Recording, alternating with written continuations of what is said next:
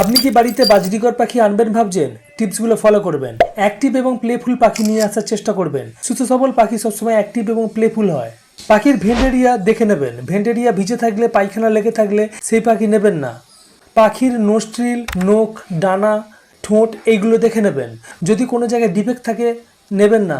Defect থাকলে সেটা directly পাখির ব্রিডিংয়ে প্রভাব ফেলে। বেশি মোটা চুপচাপ পাখি নেবেন না। বেশি মোটা চুপচাপ পাখি নিলে বুড়ো চর্বিযুক্ত পাখি আপনার বাড়িতে আসতে পারে। পরিষ্কার পালকযুক্ত এবং পালকের শাইনিনেস থাকা পাখি নিয়ে আসার চেষ্টা করবেন। তাহলেই আপনার বাড়িতে সুস্থ সবল পাখি আসার চান্সেস বেড়ে যাবে। পাখির চোখ দেখে নেবেন। পাখির চোখে যদি জল থাকে বা পাখির চোখে চারপাশ ফোলা থাকে সেই পাখি নেবেন না। পাখি যদি টেল ববিং করে, পাখি যদি হাঁপায়, সেই পাখি নেওয়া থেকে বিরত থাকবেন। এই টিপসগুলোকে যদি আপনি ফলো করে পাখি নিয়ে আসেন, তাহলে আপনি দোকান থেকেই পাখি নিন বা ব্রিডারের থেকেই পাখি নিন, আপনি একদমই ঠকবেন না।